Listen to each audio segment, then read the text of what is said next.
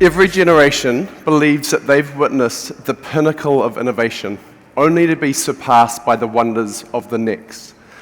This quote reminds me of conversations that I've had with my parents and my grandparents about how it was almost inconceivable that any future generation would see the amount of innovation and the rate of change of innovation as theirs.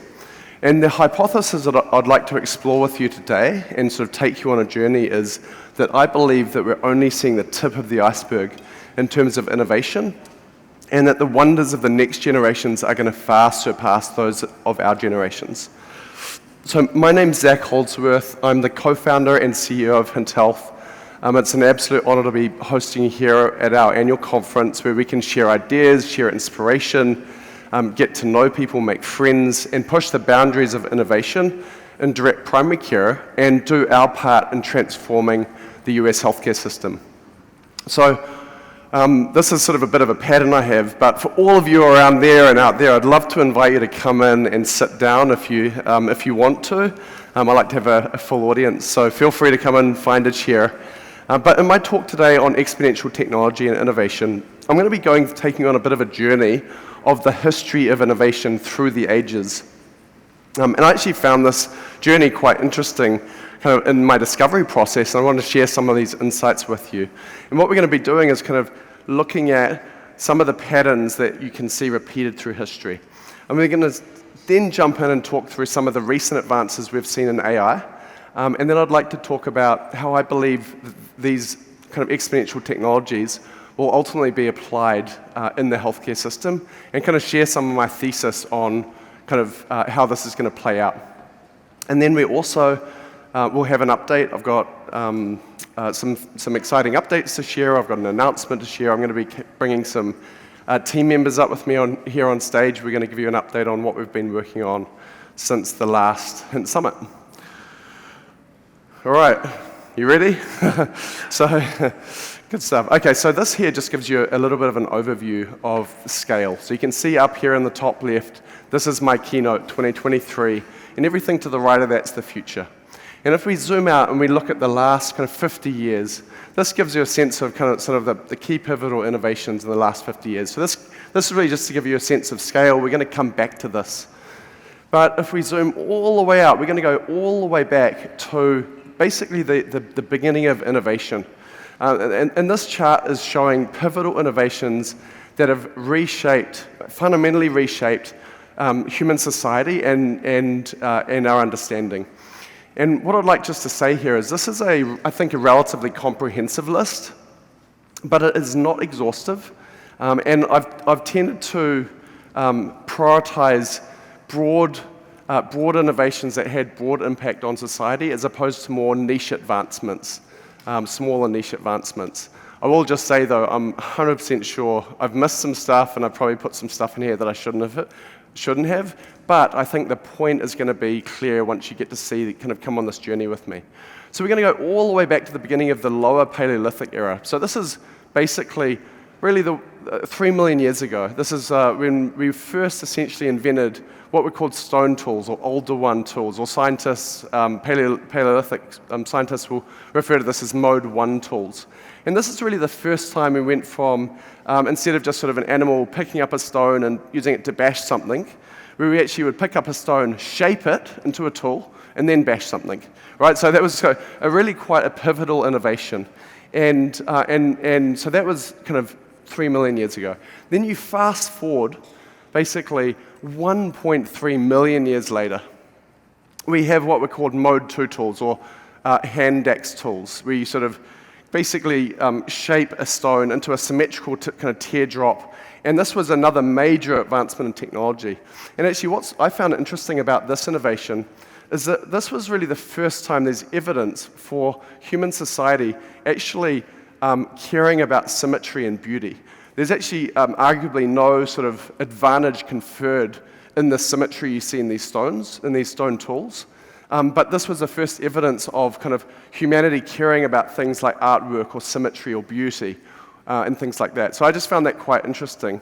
And that's so old. Anyway, fast forward another 700,000 years. So obviously we'd seen fire, we'd interacted with it, but this was the first point in time when, this is actually pre-human, the Homo species, had figured out how to control fire. Again, another foundational, pivotal innovation in human evolution. And then we come forward another 700,000 years, and of course language, another foundational innovation that became a building block for many other innovations through the ages. And then we move on to 150,000 years later, the advent of clothing. And I sort of looked at this going, man, they must have been real cold up until that point. But basically, it was quite interesting. The scientists, the way they date this is they actually look at strains of louse that would have needed clothing to survive and use that basically to backdate and sort of estimate when we first had the advent of clothing. Then we drill into the upper Paleolithic era. We've got complex tools. So this would be when we take a stone, right? We take the Acheulean tools, chisel it into a symmetric shape, take some tree sap or something like that, attach it to a stick, and now you have a spear. So it was really the first point in time when humans had developed complicated tools where they were starting to combine tools to create more sophisticated tools. Ripped through symbolic art, poetry, domestication of dogs. This is kind of the reason that the little King Charles Cavalier that my wife brought home recently, exists basically, and this idea of sort of human dominion over other species, us actually changing the genetic lineage of other species. This is and we started to co-evolve and confer advantage to societies that actually co-evolve with other animals. Anyway, zooming back out, I just want to give you back a sense for scale. This is all of the innovations we saw in basically 3 million years, and it's pretty impressive, you go through them. But what I find interesting is when we start to drill in, back down, we're now 12,000 years ago, the Mesolithic era, agriculture. This was another fundamental transformational innovation where we could actually start to generate food surplus. We were able to figure out how can we essentially have people living in dense clusters, so we didn't have to be basically wandering around and trying to survive. We could kind of confer advantage on but through basically generating food surplus. And then, of course, came along the plow. So for those of you who were at the Hint Summit last year, you will have, if you saw Daniel Schmachtenberger's talk, there was one part where we talked about, for those of you who could handle it, there was one part of his talk where he discussed this innovation, and I just want to share this with you because I think it is very interesting and it kind of will help me establish some frameworks for other conversations later on. So the plow is a very great example. When the plow was first implemented, a number of things that historians of technology have looked at is that whenever the plow was implemented in an area that didn't have the plow before, they were hunter-gatherers or they did small-scale horticulture using a kind of human-used digging stick. To go from a digging stick to an ox-drawn or a horse-drawn plow required obviously yoking an ox or a horse and then beating it all day long. That was something that hunter-gatherers never did. So pretty much every hunter-gatherer society was animistic. They talked about the spirit of the buffalo, the spirit of the water, the spirit of all those things, so they had some idea of the cycle of life and man's relationship to it. As soon as the plow conferred so much advantage, because it did mean you could create a lot more caloric surplus, which meant that your tribe could make it through famines and grow, which meant whoever used it was going to win over who didn't use it when it came to tribal warfare and making it through famines. You kind of had to rationalize beating an ox all day long. So animism had to go away. There's no spirit of the ox. They're just dumb animals that are here, man's dominion over. So the change of human value systems followed literally a change in tooling. And then things like the plow created massive surplus, where there had not been massive surplus before because it allowed us to get much more grain product. The massive surplus meant that some people could have a lot more ownership than others, and you started to get radical wealth inequality. You also started to get much faster growth of populations. You also got pretty much the end of female gods in most cultures, because previously in hunter-gatherer cultures you had male and female gods associated with the fact that men and women were both supplying foodstuff or the stuff of life, and involved in that mythos. Obviously, we moved from hunter-gatherer mythos to agrarian mythos, but now men were both doing the hunting and the plowing because the upper body strength needed. And so the thing that is called the patriarchy followed a tool. There's 1,000 more examples of now you have inheritance because of the amount of surplus, and because of inheritance, institutions on marriage change. So literally like economics, religion, core spiritual ideas, ideals about nature, male, female, all changed with a tool. And so it's a very important topic as we see the exponential rate of technology development, and that it doesn't just produce physical externalities like leaded gasoline having an effect on human brains that made us both dumber and more violent at scale, but it also has these psychosocial effects. I think the real point here is that this single innovation created far-ranging, broad societal impact across multiple domains: religion, food production, the way, and all the things he honestly does a better job that I do of explaining. I think this is a very good example I just want to come back to later, and is the type of thing that I want us to kind of anchor on as we start to continue to think about these innovations that are coming online. Anyway, just to kind of quickly get through the rest of this, because I found this really fascinating. We've got writing, that's a fairly obvious one. The wheel, actually, for some reason I thought the wheel was invented by cavemen, and I'm not quite sure why, it may be cartoons. But this invention was basically like 1% in terms of a time frame perspective of all of the innovations in human society, and that's the example we use when we say don't reinvent the wheel. And so this is actually a relatively recent innovation. Then came the Bronze Age, where up until this point, basically you had folks that were using copper for tools and things, but copper is quite a soft metal, so it wasn't very good as a weapon, wasn't very good for things like armor and many other applications. So they figured out that if you combine it with tin in the right alloy mixture, you end up with this much harder, malleable metal that can be used as a weapon or as a tool for multiple other innovations. And this became kind of the foundation of multiple thousands of years of innovation that followed this. Then we entered the Iron Age, and this was a similar thing, basically combining some carbon. Iron is a very abundant element, and copper wasn't. So we were actually saying to reach the limitations of our abilities to actually mine copper, so we could make bronze. And iron was very abundant, but it was really not a good metal for forging because it was too soft. They figured out if you combine it with the right amount of carbon, you create an alloy called steel, and then off you go, the Iron Age, another 1,000+ years of innovation that was built on top of this. Then we come into the Middle Ages. Algebra, up until this point, there's a Persian polymath. Up until this point, that's actually the original manuscript from the Persian polymath that basically invented algebra. And up until this point, we're actually using kind of physical geometry to do calculations, right? And this was the first point where we could actually use these tools for basically do mathematics. Then we, of course, have the Gutenberg press, another foundational innovation that we often reference when we talk about big foundational innovations.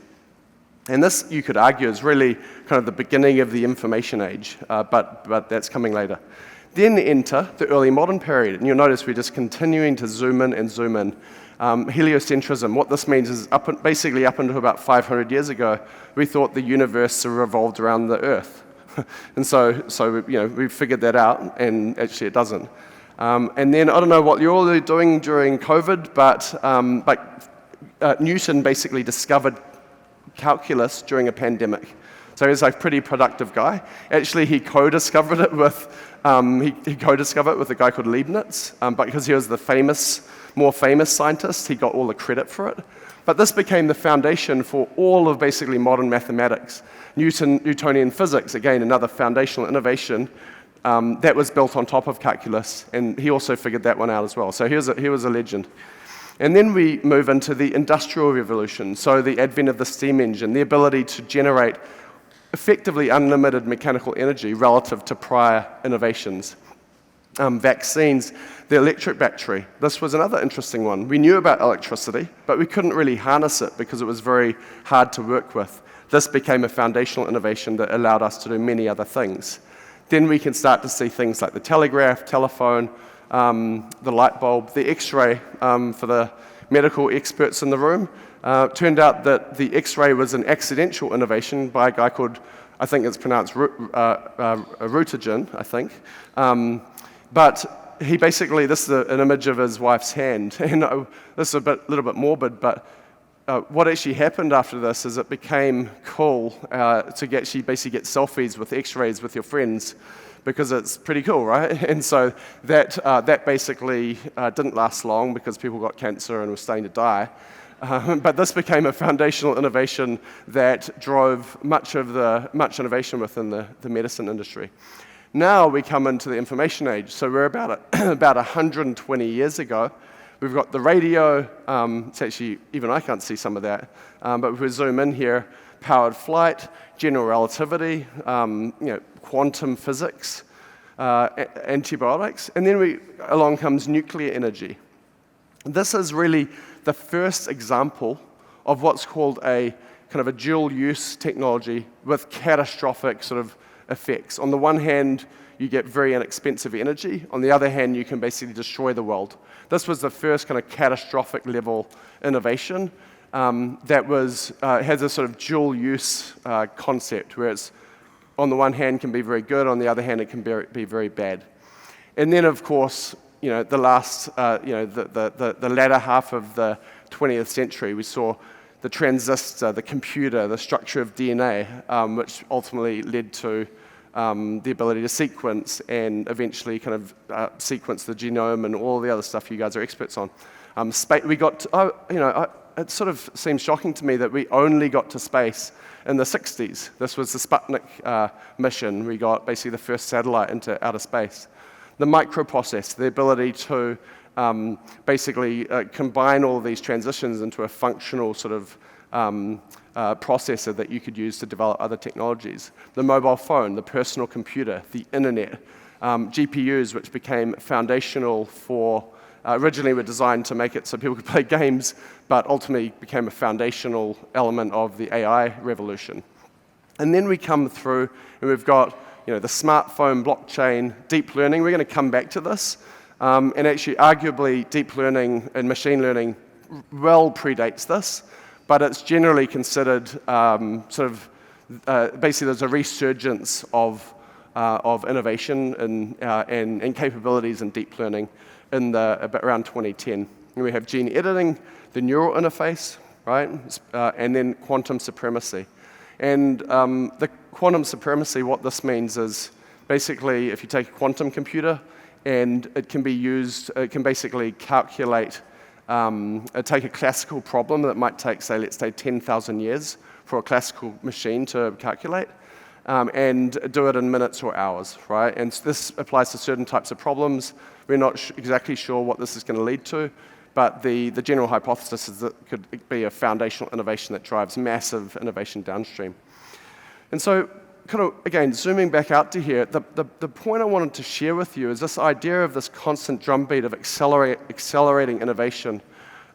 This is not a new concept, right? This is something that's been happening through the ages.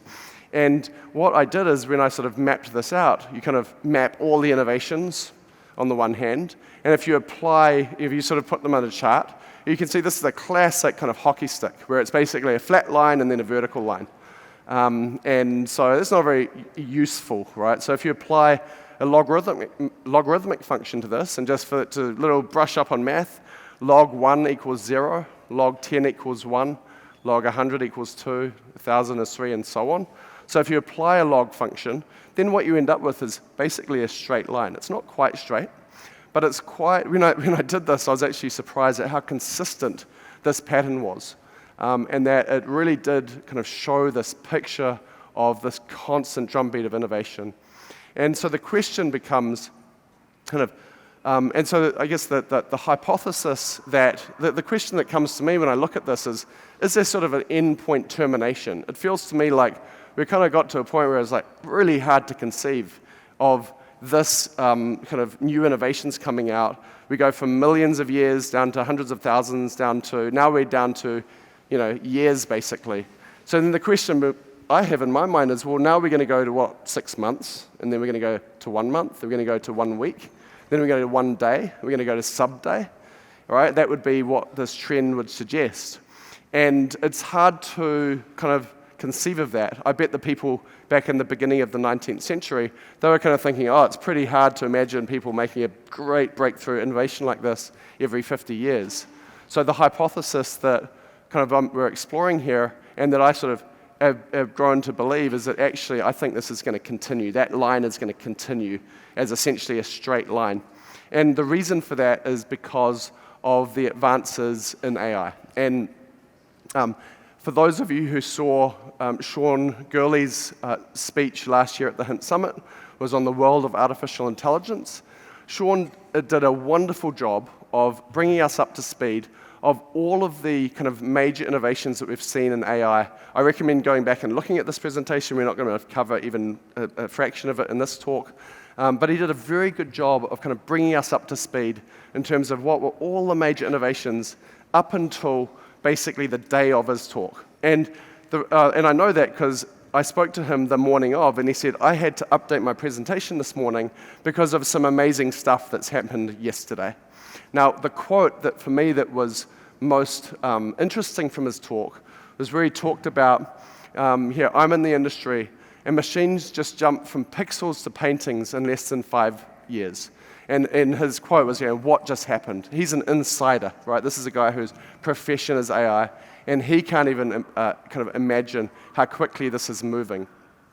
And so I wanted to take you through some of the things that have happened since that talk, because I really do recommend going and having a look at that talk. It's wonderful, and it'll give you a great sort of picture of sort of many of the foundations we're seeing here. But if you enter sort of stage left, transformer architecture, which is really a sort of an abstraction layer, or let's say an evolution of deep learning. And I'm not an expert on this, so if you're online watching, I realize I'm not explaining this perfectly. But the point here is, for those of you who are familiar with ChatGPT, generative, pre-trained transformer, right? So this is a new sort of innovation that is really I'm grouping into deep learning. But I'd like to just kind of walk through some of the things that are happening and things that I found quite interesting when I was looking at this. So if we drill in here, this is, I found very interesting. If you look along the bottom of these charts, this is the number of parameters in these models, right? So you can see they're sort of scaling exponentially. They're growing by an order of magnitude. And what we're seeing is new capabilities just suddenly emerge. They suddenly figure out how to do arithmetic. What I found interesting is they suddenly, from seemingly out of the middle of nowhere, vertical line, they can understand or interpret Persian, right? These were not trained in Persian. They were not trained in arithmetic. They just evolve, essentially, those capabilities emerge. Another example of this is there was a study that was done by a Stanford scientist, and he was actually claiming that these machines were developing theory of mind, which is sort of the ability to kind of understand someone else's perspective and kind of interpret it within the context of the world. Maybe you call this empathy. It turns out that these machines, there's another scientist came along and said, hey, they're not really developing theory of mind, but they are passing a theory of mind test, which is a little bit different. But it's still very interesting. So we go, 2018, basically nothing. 2019, a little itty bit, right? They've got the sort of capabilities, basically a 1-year-old, essentially nothing. A year later, a 4-year-old. Basically a year later, a 7-year-old. And then we jump, 6 to 9 months, 8 years, right? And then the question is, does it plateau out there? And actually, no, it doesn't. 4 months later, it jumped to an adult level capability, from at least in the ability to pass a test. So that's, again, just incredible pace, very hard to predict. And again, that's an innovation that happened in a matter of months relative to previously it was taking years or decades. And then we jump on, and you can see how these AIs are beating tests as fast as we can make them, right? All of these different kind of tests, benchmarks that had been formed. We create a new benchmark, and then it just blows it out of the water, as opposed to historically it was taking a few decades. This was one of the things that I just found, honestly, just blew my mind. I still only 50% believe this to be true. But there is a source there, you can go read it. But what they were doing here is they were doing a functional MRI. They were showing the patient a picture, in this case a picture of a giraffe, and the AI only sees the fMRI results, so they're not able to look at the actual original image or anything, it's just looking at the results of the fMRI, and with that, reconstruct what it thinks you're looking at. So basically mind reading, right? So really, like when I saw this, I just nearly fell over backwards. It's incredible. And again, this is using these sort of transformer models. Another one that I found, just pretty interesting, which I'm actually going to share a video right now. I really hope it works, because this will be bad if it doesn't work. Let's see.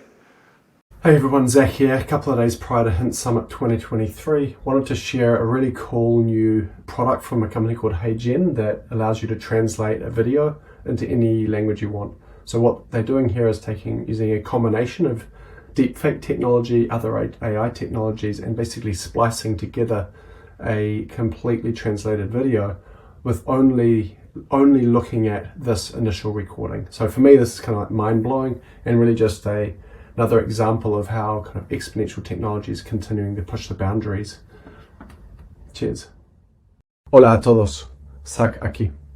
Antes de la cumbre de Hint 2023, quería compartir un producto genial de una empresa llamada Hagen que traduce videos a cualquier idioma.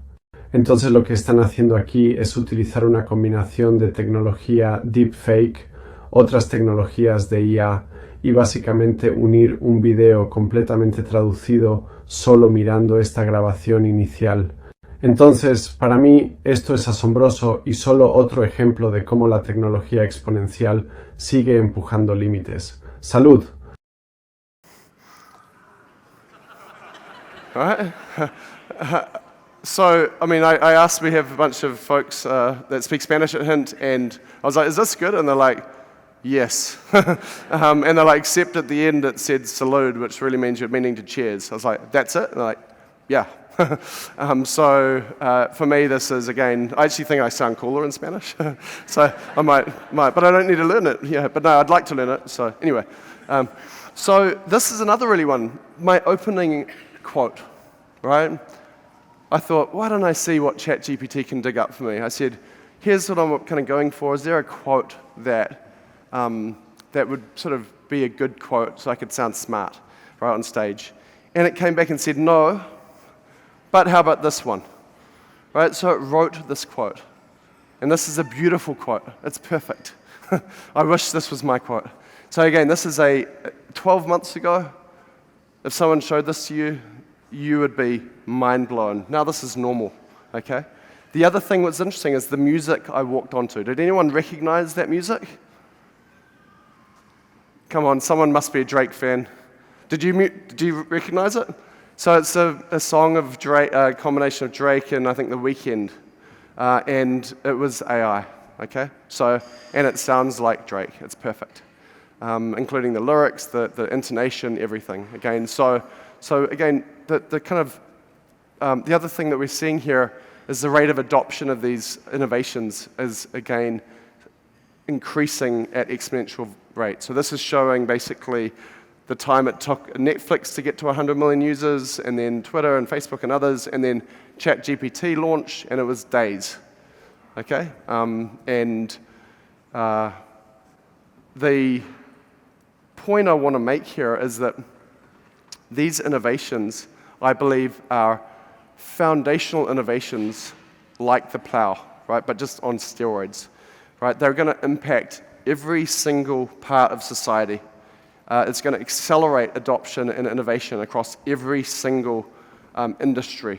It's going to allow us to go from innovation at a pace of years to fundamental level innovation at a pace of years to quarters, to months, to weeks, to days.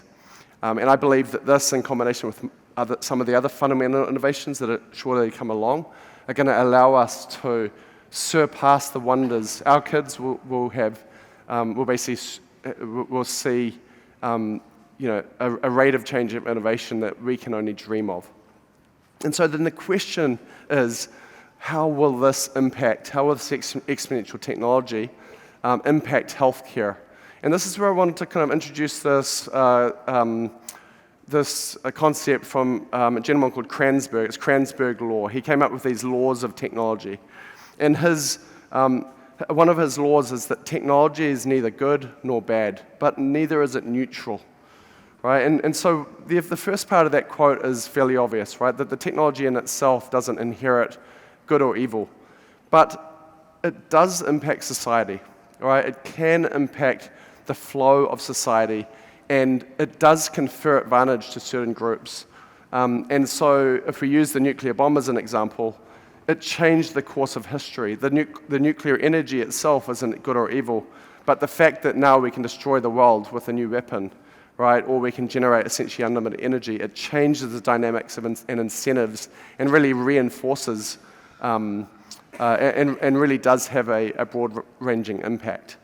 And so what I'd like to do is just sort of explore kind of, well, how has innovation historically transformed US healthcare? And the kind of hypothesis I have is that it's not really driving value. So if we kind of look at a few metrics here, DNA sequencing, the ability to do better labs or different testing protocols or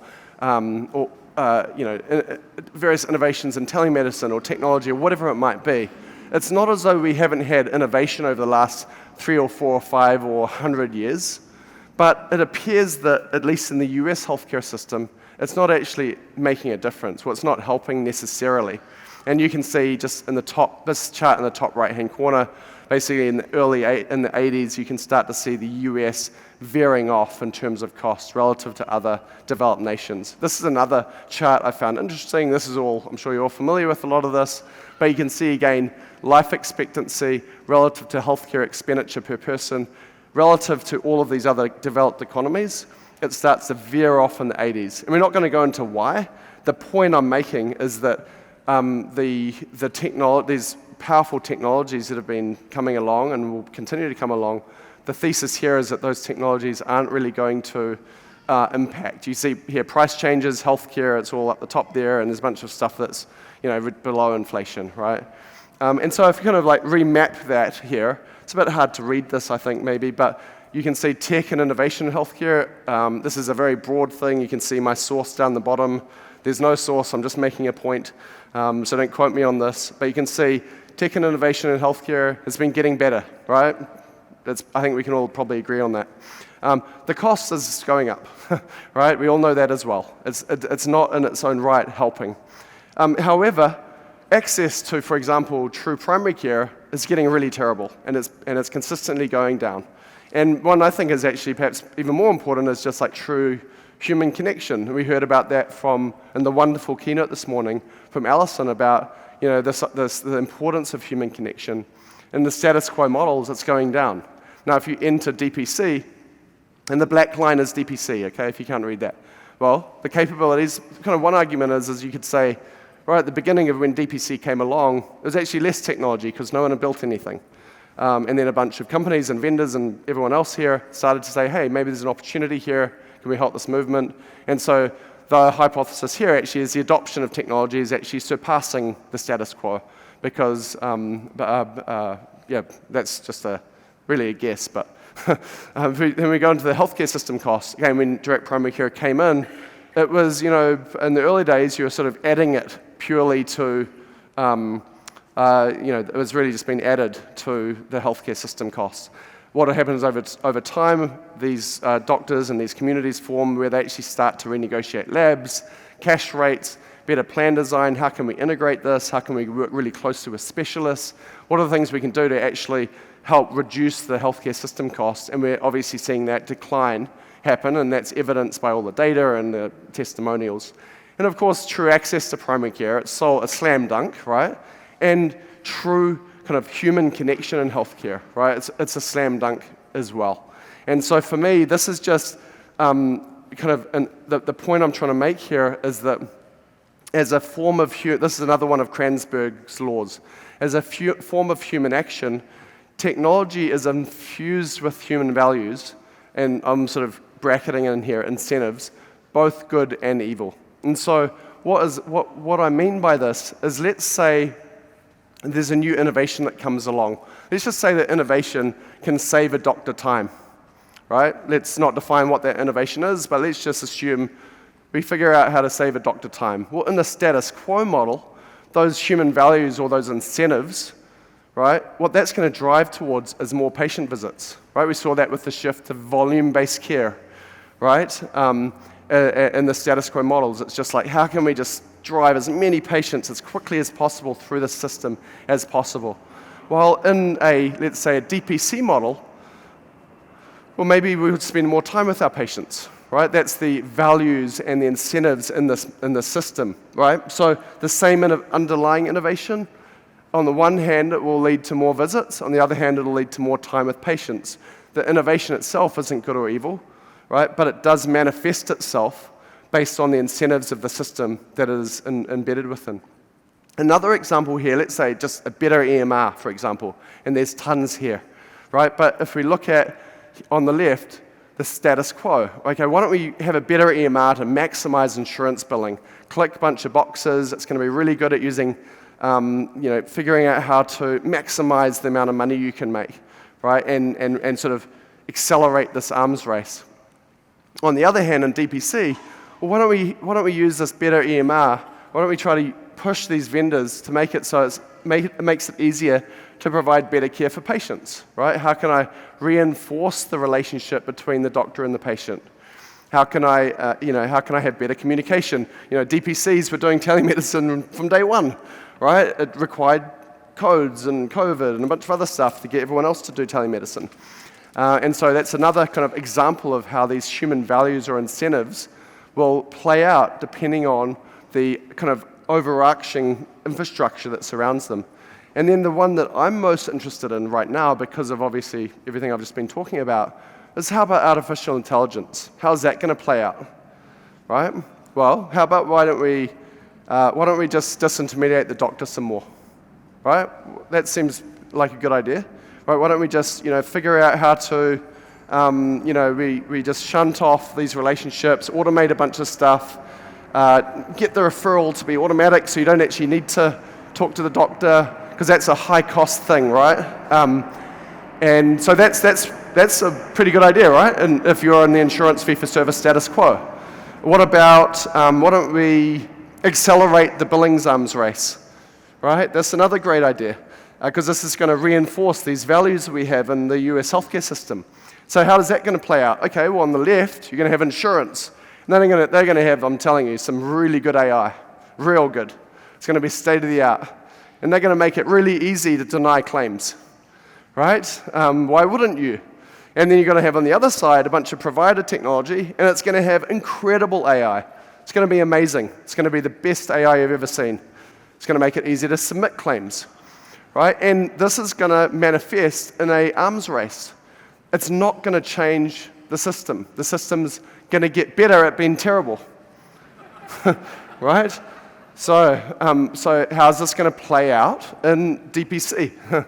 So how about we enhance the patient relationship, right?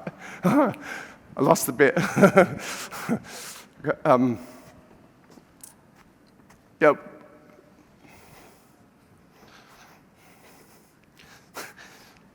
You can read the slide there. Enhance the doctor-patient relationship. So this is why I'm very excited today to be announcing Hint AI, right? So this is our attempt to harness these technologies to reinforce the doctor-patient relationship. And so we announced this morning, if you saw it, article came out in Forbes about how Hint is announcing OpenAI, a collaboration with our friends at OpenAI. And our goal here is to leverage these technologies to help accelerate the DPC movement and help really reinforce the good that is happening in here.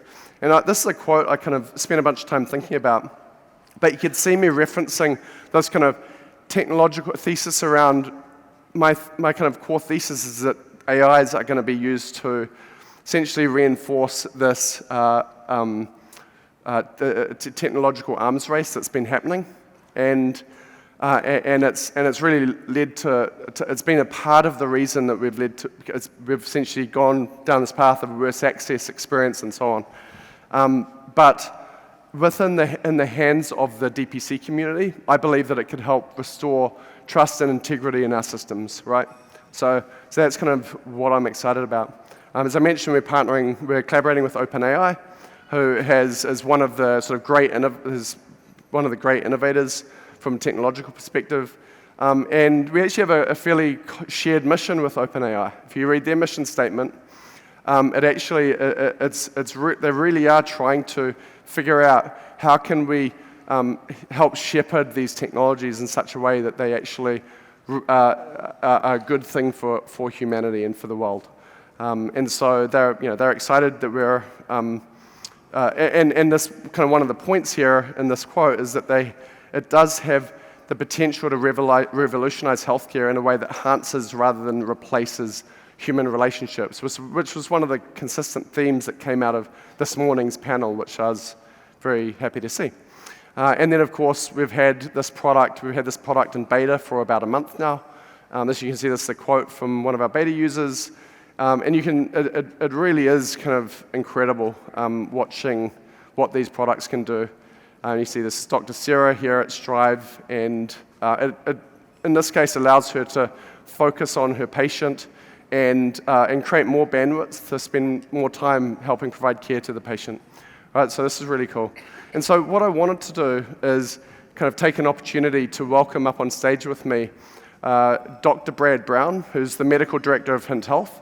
Carl's going to be joining us in a minute, and we're going to be having a conversation about Hint AI. We're actually going to do a live demo. So if you didn't turn your Wi-Fi off, please turn it off because again, my team was like, you definitely shouldn't do this. So anyway, Dr. Brad, please join me on stage. We're going to see ya. Good to see you. Yeah. So do I get a AI walk-up song? Can he have an AI walk-up song? No. Is that easy? Next time. Next time, yeah. In 10 minutes for the next Yeah, innovation. in 10 minutes. Yeah, that's right. Yeah. Yeah, it's gonna be. They're gonna work on it right now. So anyway, we're gonna sit down here and basically test this product and see what happens. So let's just get this going. I'm just gonna get my computer out here. Welcome to the clinic. Thank you. Well, let's wait. We're not in doctor-patient mode just yet, okay? Welcome anyway. Right. Okay. Yeah. Cool. Because I'm going to give you the computer. We're going to use Zach's computer for the patient visit, so that's different for me. Let me just see if we can get online here. I'm going to just run a quick speed test. How are we looking? Good. Not great, but let's see what happens. All right, doctor. This is it, huh? This is it. I would like to have a disclaimer for all of my physician friends out there. Don't judge me based on my knee exam I'm about to do. I know, Dr. Kendrick, he's one of my friends and mentors. You helped train me. This is no reflection on you, okay? I know you're front row ready for this. Feels like an OSCE in med school, if anyone remembers those, with the one-way mirror. So anyway, cool. So, Mr. Zach, welcome to the clinic. Oh, thank you. Appreciate it. Thanks for having me. Yeah. If it's all right with you, would it be all right if I use some of our technology to help with the documentation and so I can focus on you a little bit? No problem. That's all right? Cool. Yeah. So I will open it. We're in Zach's chart here. He's 32 in this chart, which I was telling him last night is, what's the phrase for that? Physicians appears older than stated age, right? Yeah, I'm just kidding. I'm just giving him a hard time. He told me not to say that, but whatever. He's a renegade. I can't control him. Anyway, so here we are in the Hint all-in-one product. And why don't we wait for the helicopter to go away? Yeah. Fine. Yeah. All right. Like it. And they're going to toot their horn here in a second, too. Yeah, they're going to have a toot. Yeah. Honestly, my team is already saying, I told you so. Yeah. We're going to optimize this as much as possible. So, anyway. 5 seconds that they're going to blow that horn. Yeah. Okay, so you already consented to this recording, right? That was the key that we had to do. So in his interaction here, I just hit AI note and start recording. So I'm gonna talk through as we do it because it kind of moves quick. I'm a very quick physician, if you will. I just talk really fast, so I've been told to talk slower. And no laughing after this moment, please. Yes. No helicopters. All right. So, Mr. Zach, what brings you in today? I've got a sore knee. Sore knee. How long has that been going on? It's on and off for the last couple of years. Couple years? Yep. What were you doing when it started? Kite surfing, so pretty big Yeah. waves, and I just damaged my knee. And you know that was the moment that it happened. It happened then, and then it happened again recently when I was kite surfing. Okay. What can you describe the pain? Is it a sharp stabbing pain, a dull achy pain? Yeah, it's sort of a dull achy pain, and I feel like I'm lacking stability when I'm walking. Okay, so when you're even on flat, normal surfaces, feel like it's unstable? That's right. Okay. Have you ever had any other injuries to that knee? No injuries. I had surgery about 20 years. Okay, and what was that? It was arthroscopic surgery. That's right. I had them Very when they do nice. the little thing. Yeah, of course. Fantastic. Okay, and what have you been doing that helps, or if you've been doing something that doesn't help? Just resting. I find going up and down stairs hurts, and I've been taking ibuprofen. Okay, about how much a day? About 600 milligrams. Okay, and that helps a little bit? A little bit, but Gets you through the day? Yeah. Gets you through a keynote? Yeah. Okay. All right, so let's check this knee out. How about that? Awesome. Looks like your Lockman's test is positive, as well as your anterior drawer, right? So that's suggestive of an ACL injury. So what I'm going to do is, first of all, keep taking the ibuprofen. We'll get you an order for some physical therapy as well. We'll order an MRI, and I'll put a consult in to see an orthopedist to see if it is a surgical knee. Sound good? Sounds great. Any questions? No, it sounds great. All right. Appreciate it. So what I'm going to do now is stop the recording and hit generate the note right here. And this is where the Wi-Fi is needed. And what is happening is it's talking to OpenAI, and it'll pop out a SOAP note, which is really fun. It's the wow factor. Patients love it because they can. I go over it with my patients to make sure it's accurate, just because I have the time and bandwidth to do it. And so it pops up right here as a SOAP note. So we'll just go over it together to make sure. Sore knee, couple years, kite surfing on big waves. It caught that. Injured it again with kite surfing.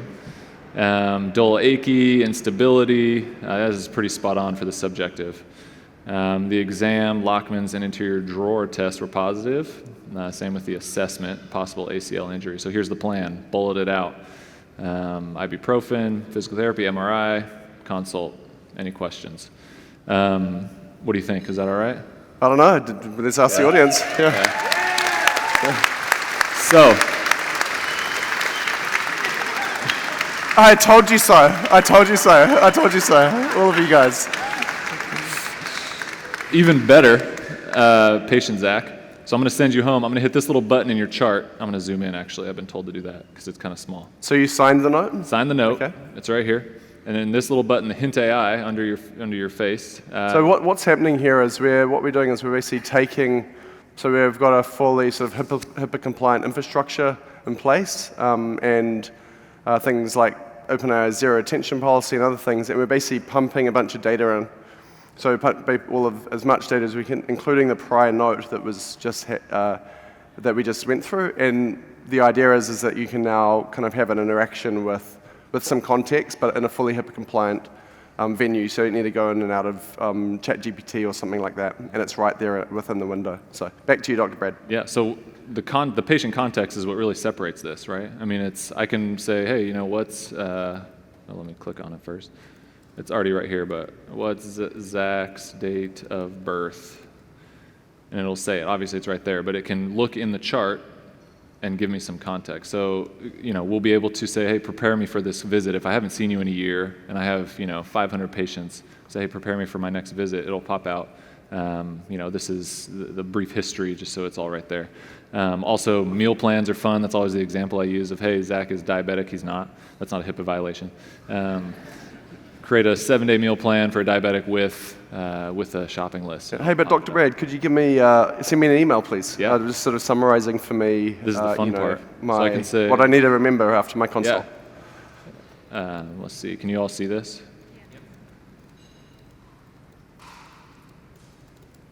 So I can say, create an after-visit summary for Zach based on our last visit. And it'll basically the ACL visit, I can hit copy and paste and send it right to them. So this is the note that it pulled in. I think last night we were playing with it and it saying, a patient-friendly version or something is a little more layman's terms. Yep. And then I can just hit copy and email it to you right there. So it's a lot of fun. The patient context is a whole other world that blows my mind. Awesome. So I'd like to welcome up on stage Kyle, who is the... You good with this?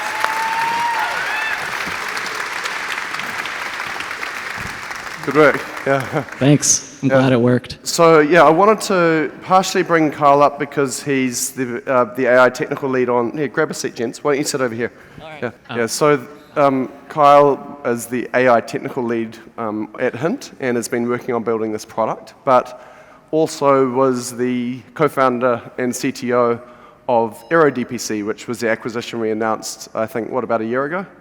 Yep. Cool. Yeah, and so I think I would like to start out just talking a bit about the AI, but then move on to some questions about your experience at Hint, because I think that'd be interesting for the crowd here. So, talk to us a little bit about the process here, kind of just any general thoughts in terms of how this works, and just give a bit of an overview of what we're doing here. Yeah, absolutely.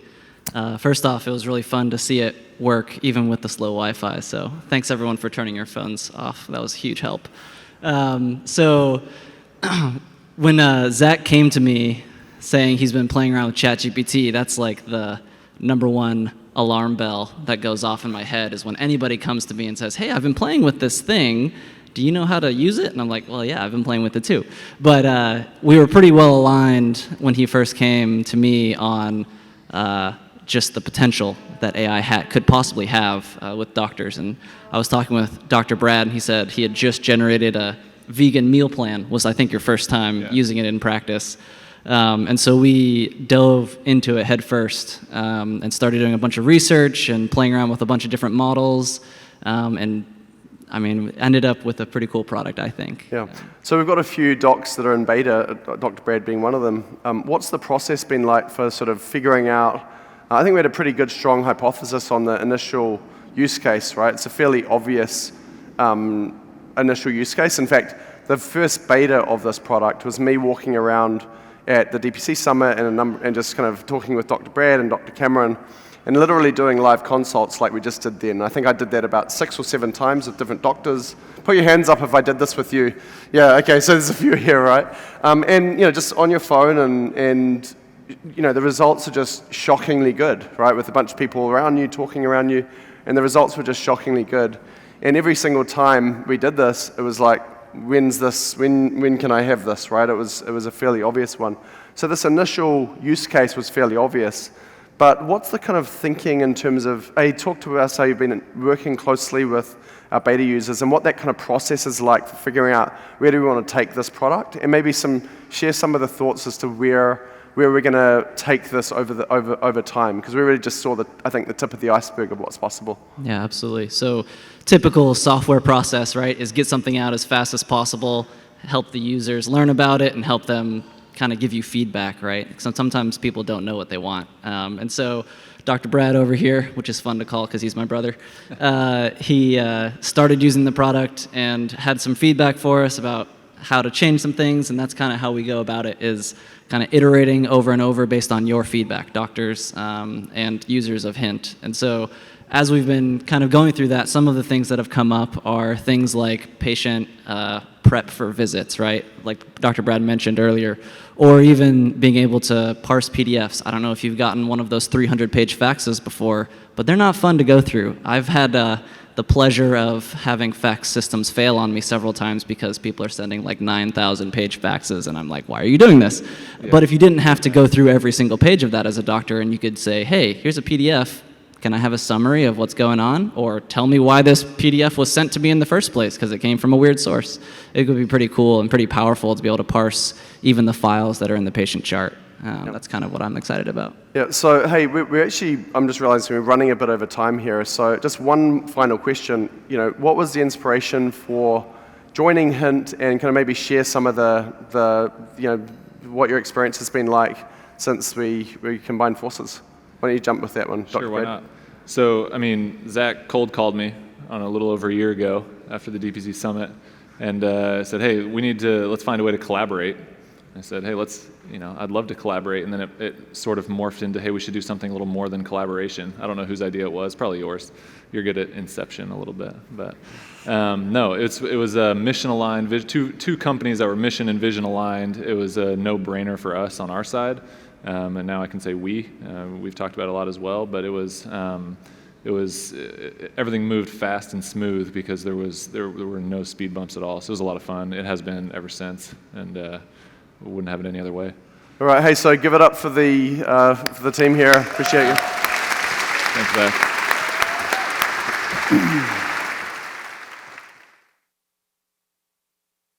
All right, so I'm not done with you. By the way, this is the backup video, so I'm glad we don't need to use that. So I just want to spend a few minutes giving a quick hint update. So as we mentioned, we acquired Area DPC. We also acquired Thea Health recently, and we've been really excited about both these acquisitions, and actually in the process of, the Thea team's actually in the process of really doubling down on DPC and integrating, making sure this product is integrated with all our key EMR partners and technology partners. And so those have been two great innovations, partnerships.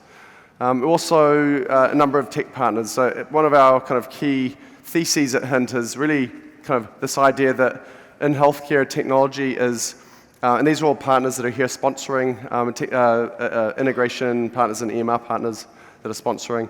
One of the key kind of theses we have at Hint is that in healthcare, interoperability is sort of expected to not be free, right? It's almost like a chargeable offense.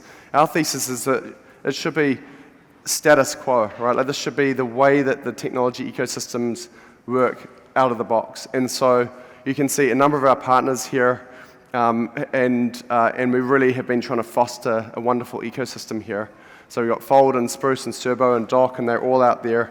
We've also been working on kind of some deeper integrations with groups we call embedded partners. What we're essentially doing is saying, we've got this all-in-one product, we're integrating Hint Core, right, which is our sort of flagship billing membership management system, but we really want to kind of foster an ecosystem of collaboration with other groups that have awesome products as well.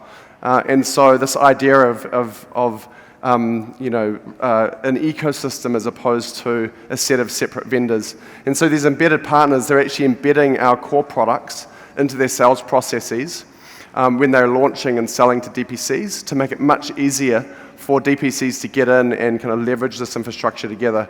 We've got Elation, who's one of our longest standing partners, Acute, who has also been a long-standing partner for us over there, Sharad. And actually, I think we're working on our Thea integration as we speak. We've actually got a new partner right over there, some guys right down there, the Quicker team, who's our breakfast sponsor.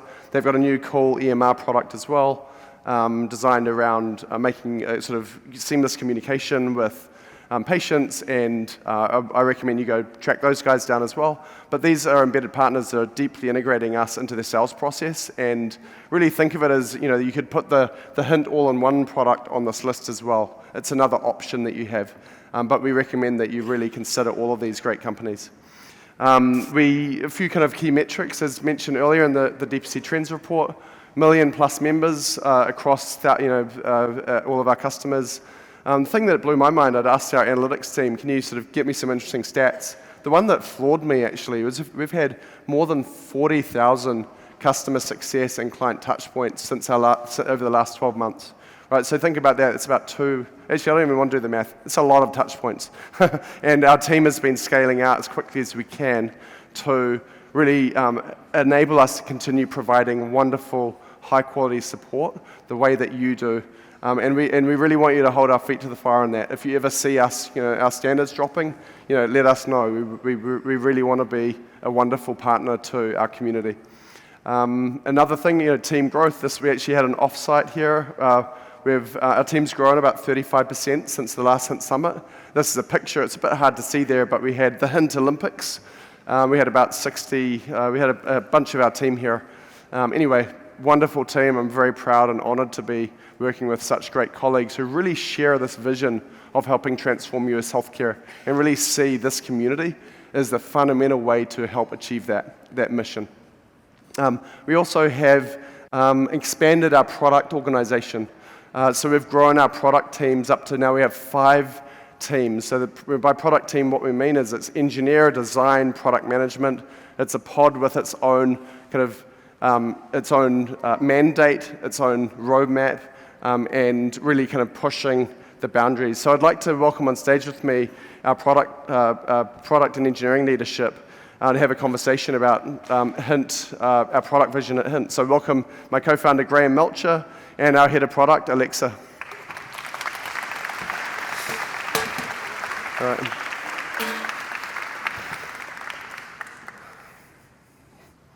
So, what do you think? Do I get some kudos? I've never been happier to be wrong.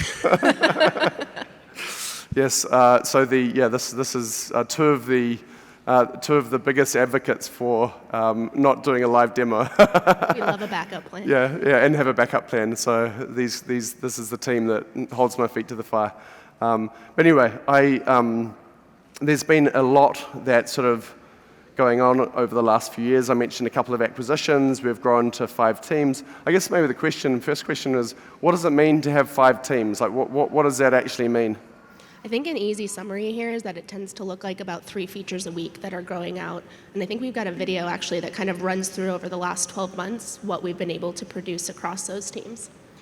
Yeah, so this is just a quick snapshot. Everything from a little kind of copy or color change all the way up to huge new feature models that we've brought out for you guys. So I think it ends up being over 140 features over the last couple months.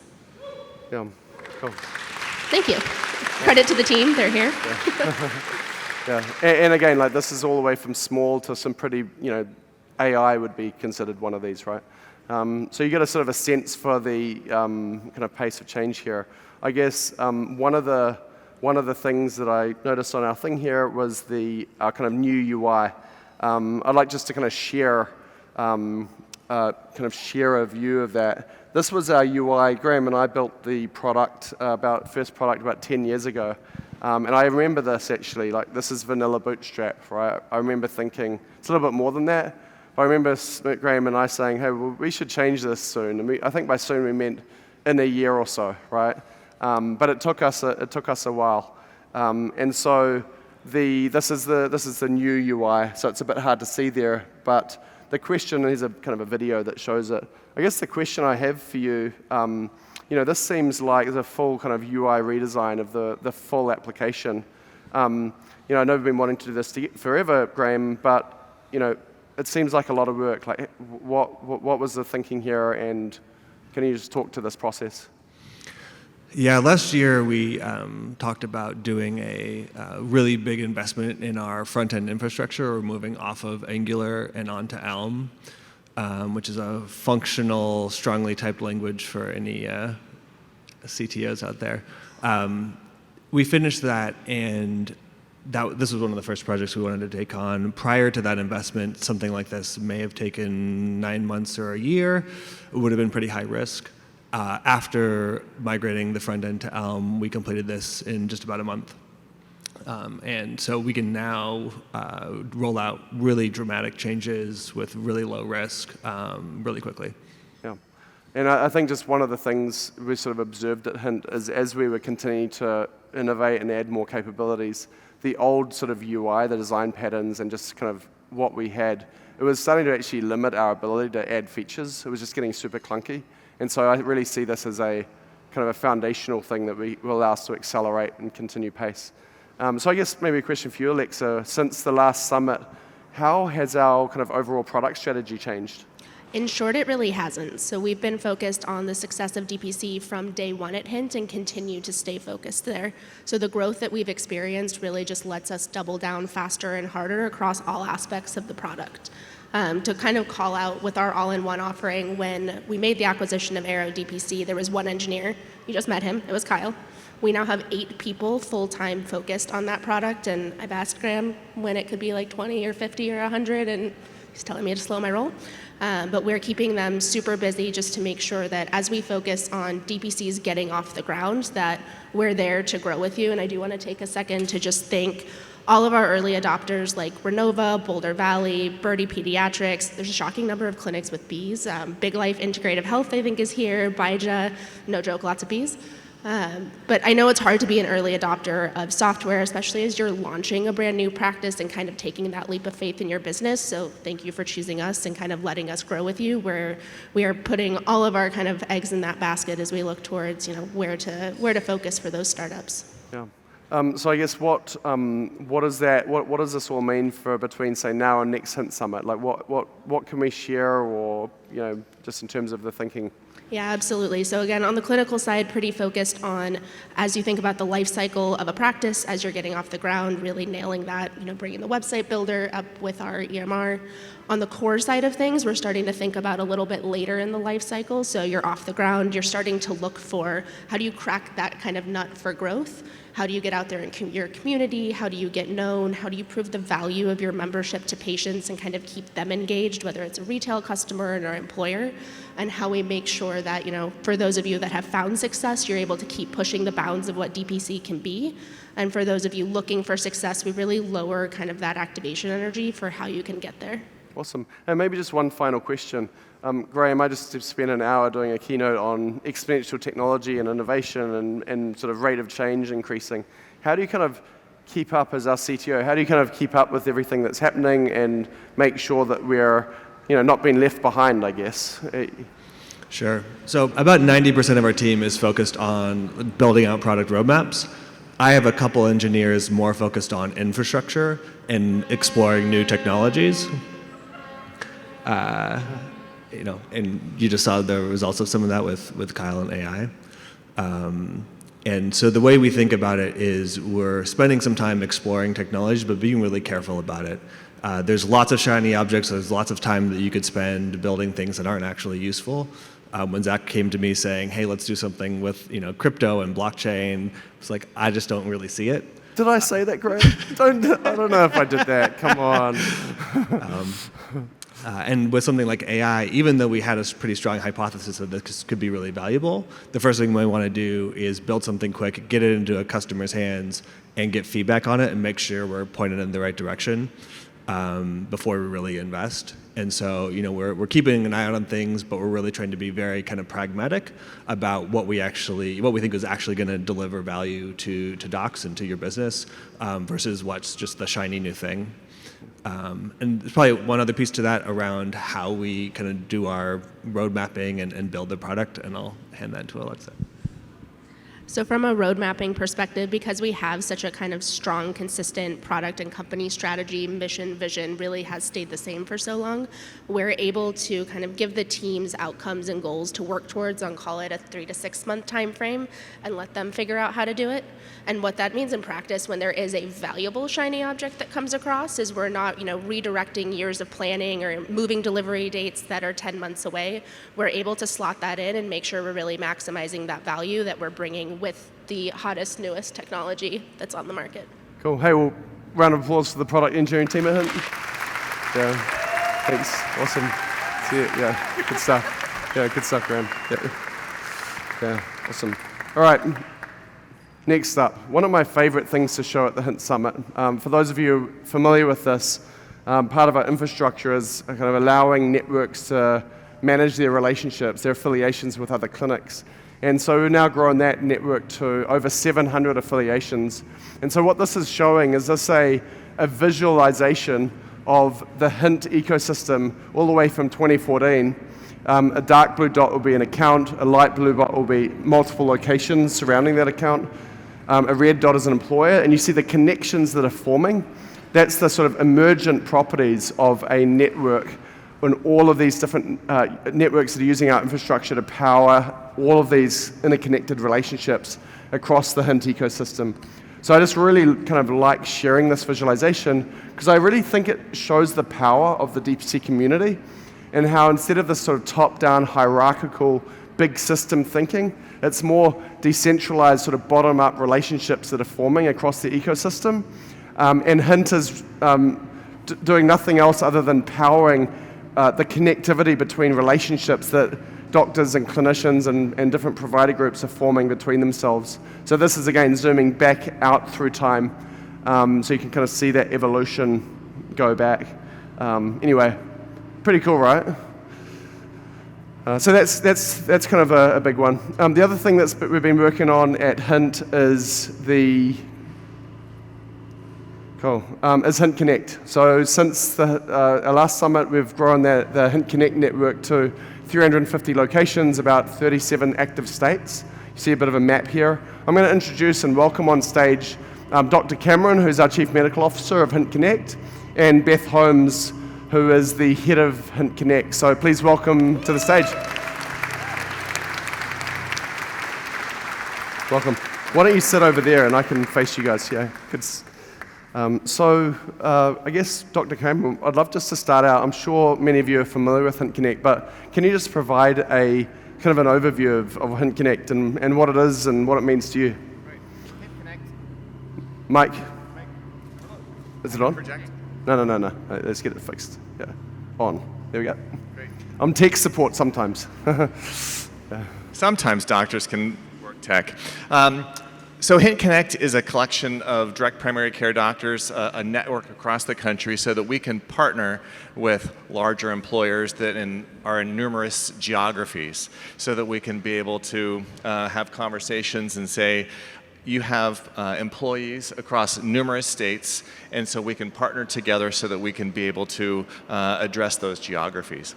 And also to make it much easier for them to be able to do that contracting. They don't want to contract with 50 different DPCs. It's just too difficult. Plus, they would like to have some semblance of standardization in terms of primary care, urgent care that's delivered, chronic disease management, same day, next day access, keeping our cell phones on 24/7. And so our whole goal is to be able to drive direct primary care to be accessible to many more people. And especially when I'm in a practice with 4 doctors, we can't take care of a number of employers because we don't have the geography. But if we work together, we can be able to help bring DPC to so many more people in the United States. So that's the vision. And if some of you are thinking about direct primary care, about Hint Connect, please come talk to me, talk to Beth, talk to G. We'd love to have you join our community. Great. And so, Beth, why don't you just give us a quick overview of kind of how the Hint Connect ecosystem has evolved over the last 12 months? Yeah, so we've made some really exciting advancements working with network partners who are already in their markets doing good work, already have the relationships. So we are not disrupting that. We're working in partnerships with networks that are already out there, which has really helped us grow quickly. And then G has been really pounding the pavement, working with smaller practices who want to go through employers. So as you introed, we're 37 states, hope to be in 50 next year, and just going to keep growing. Great. So I wanted just to spend a few minutes kind of highlighting, I think one of the things I've been excited about with Hint Connect over the last 12 months or so is just seeing some of the kind of partnerships that are emerging and kind of, again, sort of a bottom-up emergence. And so I'll just maybe walk through, there's 3 kind of categories that I think is really interesting and compelling. If we get some slides here.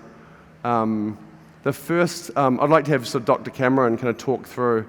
Why don't you just kind of talk through a couple of examples of DPCs that we're working with and kind of what's going on there? So one scenario is when a direct primary care identifies an employer that they want to work with, but they don't have the geography to take care of all of those employees. And so for instance, Primary Health Partners has been doing this. They've got many employers, and they're identifying employers that have a larger geography that they have been able to take care with all of their current affiliates. And so they have leveraged the Hint Connect network to be able to take care of the rest of those geographies. And so it's just another way. So if you as a DPC are finding that you've got employers that are interested in direct primary care, but they're in numerous locations, you can partner with Hint Connect. You can own that contract and then ask Hint Connect to be able to assist in some of those other geographies. And so the idea is that you could, in your Hint account, if you have an employer deal, assign some of those patients to the providers that you can't serve, to one of the Hint Connect providers, and we'll flow that all the way through our infrastructure straight into that clinician's Hint account, and they'll get paid. So it's pretty cool. So why don't we just jump in? What's another, this advisor's component here, Beth? Yeah, so kind of like Ben Aiken and David were saying this morning, when you're whether you're a DPC working with advisors directly in your community or you're large and you're working with advisors on a bigger scale, having aligned partners is the most important thing that you can do to make sure that you're going to be getting in and positioned well in plans with employers. So we're working with organizations like ePowered Benefits, Alera Group, to bring DPC into plans and into offerings for employers at a large scale. Cool. And then the last one is what I consider as integrators. So obviously you've all heard of Decent, and there's another new partner of ours, Clearwater. And what these groups are doing is they're essentially integrating. They're a healthcare, a health plan, or in the case of Clearwater, a health sharing group. And what they're actually doing is integrating through the APIs DPC directly into their plan. So the idea is if you enroll with one of these plans and you choose the DPC option, it'll automatically enroll that patient into the DPC clinician of choice of that patient. So this idea is it allows us to bring DPC to these various different innovative groups that really truly understand and authentically want to connect and partner with DPCs. We're trying to make it easy for them to do that at scale. So I know we're running up against the bar here, so I think... yeah, let's go let people drink. Yeah, let's go have it. And so that's really... So thanks so much, Hint Connect team, appreciate it. Yeah, cool. All right, so that's it. Thank you for bearing with me. I know there was a lot we just went through, but this is one of my favorite times of the year, and I really appreciate you all showing up, and I just love the energy in the room. I love the collaboration. I love just the mission of what this community is all about. So thank you so much.